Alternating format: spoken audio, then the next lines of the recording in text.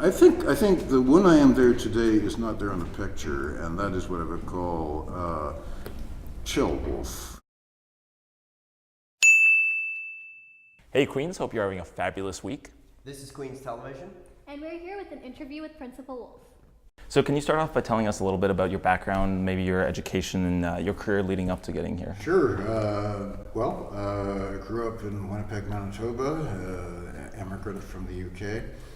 Came to Queen's in 1976 as a first-year undergraduate, which to me seems like yesterday, but your parents hadn't even met yet, I suspect, at that point.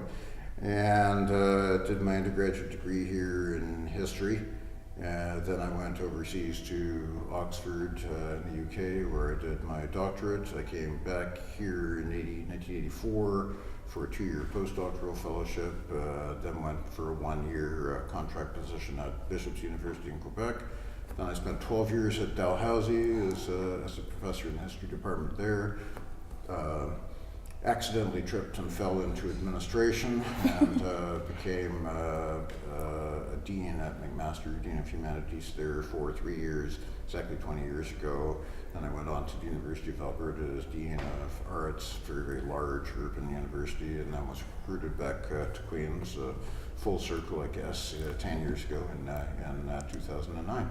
And since your undergrad here and now coming back as principal, how's the university changed over that time? Well, I think it's changed in a number of ways. I mean, I would say there's still the basic essence of Queen's that will always be there, has been there for a long time. Traditions that evolve, some new ones come in, some other ones die out.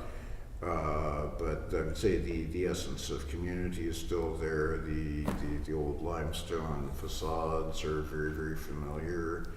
But it's a much bigger place than when I was here as an undergraduate. It's also much more diverse, and I know we've had our challenges around diversity in the classroom, diversity in the professoriate, and so forth. But the Queens of my experience as an undergraduate, particularly on the undergraduate side, a little less so on the graduate side, was overwhelmingly white, middle class, from around the country, but not particularly diverse, and that has actually changed.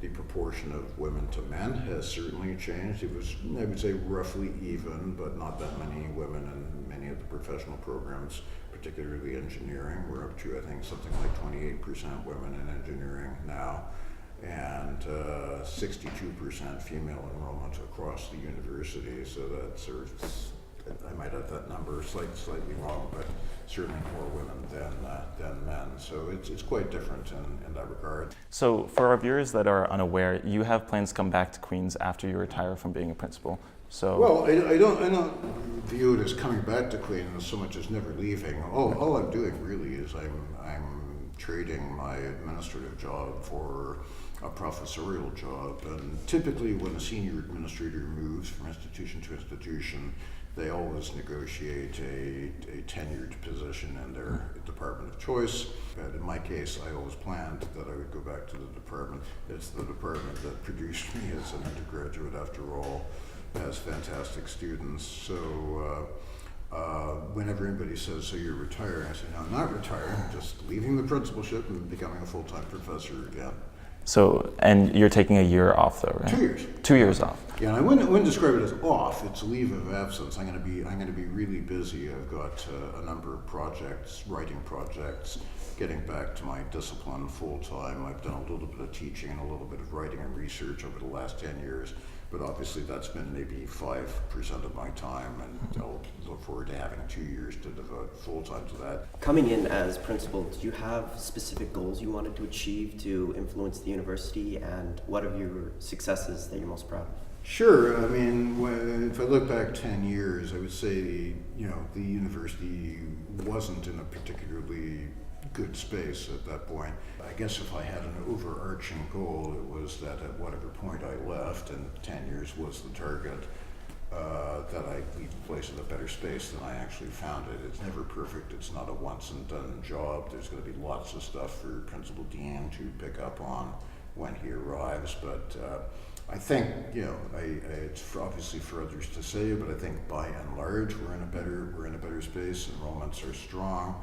our bottom line is strong, notwithstanding some changes to regulation of tuition recently, which are going to cause some adjustments, but we're in a good space to face that. So I'm pleased with the changes we made to the management of what I would call student non-academic misconduct, which I think was stuck in a kind of early 20th century model that we had outgrown, and which had really put the university at risk from a health and safety perspective.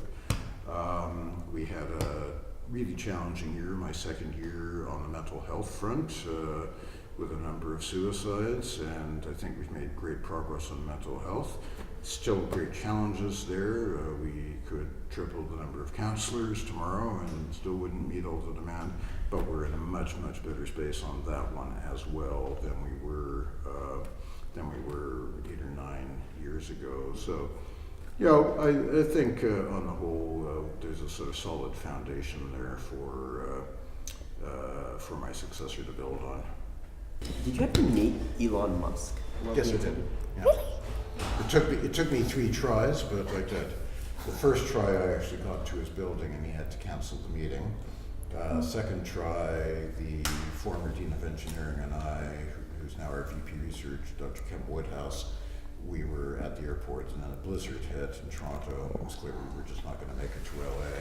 So we tried again a third time, and I finally got in to see Mr. Musk. This is about 5 years ago. We want to encourage the alumni connection. He's not a graduate because he transferred after his second year, but he is regarded as an alumnus because he did a set number of courses here. So we're trying to continue that relationship because obviously it's a very useful connection for us in terms of job placement for our students, but also obviously for philanthropy as well. And I expect that will continue. Personally, I was actually kind of hoping to hitch a ride on whatever first rocket went up, but that would take humans on a bit of a space tour. Is there anything particular that you enjoy doing or going to see in the city of Kingston on your time off? What's time off? And going back to the traditions, both your time here now and previously as your undergrad, what was your favorite tradition? So that's a good one. Let me say the following. Traditions have changed a lot, and some things that are regarded as traditions actually didn't exist when I was around. So you're familiar with the engineering jacket slamming and dyeing purple with jackets. That did not exist when I was an undergraduate. Engineering jackets were yellow, and they stayed yellow, or gold if you prefer. And the slamming didn't exist. It came in, I think, maybe sometime in the 90s or the early 00s. But of course, if you're only here for 4 or 5 years as an undergraduate, something that started a year before you arrived might as well have started 100 years ago, as far as you know. I would say one of the things that has disappeared for over 100 years, Saturday afternoon football games were a big deal because there were fewer distractions. There was no internet, no computers. People didn't have TVs except in residence common rooms. So football was a big deal, and they're not particularly athletic, but people would actually go out to the games. And as your time in undergrad, what would be your most memorable moment with a faculty member? And now your time principal, your most memorable moment with a student? The late head of or chair of the history department from the 1970s, George Rawlick, who was writing a history of the Queen's Theological College at the time, which is now Queen's School of Religion, but at that point was a separate body on the Queen's campus, hired me as a research assistant in the summer after my 3rd year, and that was like a super duper thrill. Like I get to use real archives, and that was I think a major turning point. In terms of now, there are just so many memorable moments with students that I just can't possibly narrow it down. I'll give you a couple of examples. Taking a group of students and 1 or 2 faculty down to Atlanta Plains, Georgia, in 2011 to meet with President and Mrs. Jimmy Carter. I don't know, it'd be really hard to narrow down. There have been so many. Can you tell us a little bit about your cats, how many you have, and we noticed that they make a quite frequent appearance on your social media. Well, we've had a lot of cats coming over the years. I guess my wife and I are sort of cat people. I keep lobbying for a dog now that we live out in the country, but that's not an argument I'm winning so far. To be fair, cats are lower maintenance. Right now we have two. They're both 10 years old. We got them as tiny little kittens just before we moved to Kingston. At that point, we had two older cats who have now passed on. At one point, so at a couple of different points, we've had 4 cats. Right now, we're down to 2, and they will probably keep it that way. And I guess we get a little bit of a kick out of showcasing their antics on Twitter. Just going back to the topic of traditions, would you be able to recite the oil thigh right now by any chance? Very easily. Oh, wow. Do you want me to do that? Yes, please. I'll do it all except the final chant. I don't like that final chant. Okay. Sort of Kings, etc., etc. I think that's a tradition that's overdue to be changed. But the rest of it is oil fine the banrigan, the banrigan cabra, oil fine the banrigan, cabra, oil fine the banrigan cabra, kaya, sing. Queen's College colours we are wearing once again, soiled as they are by the battle and the rain. Yet another victory to wash away the stain, so gales go in and win. Sing! Oil fine the banrigan, cabra. Oil fine the banrigan, cabra. Oil fine the banrigan, cabra. Kaya, etc. Wow. Certainly That's something halfway like this. through that. My wife, if she were here, would have said, "Don't give up your day job." As you know, you're very loved on campus by students, and so there's also a lot of memes and such that are made around So I you. have heard. So Yeah. so here's one in particular.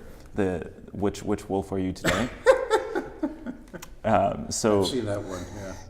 So do you want to tell us about any of these particular days? Like, Well, I do don't you remember what the them? particular days were. I actually do remember that one. I think that one I was making a comment on Homecoming of 2 years ago. My concerns with the headline, somebody's going to die. Mm-hmm.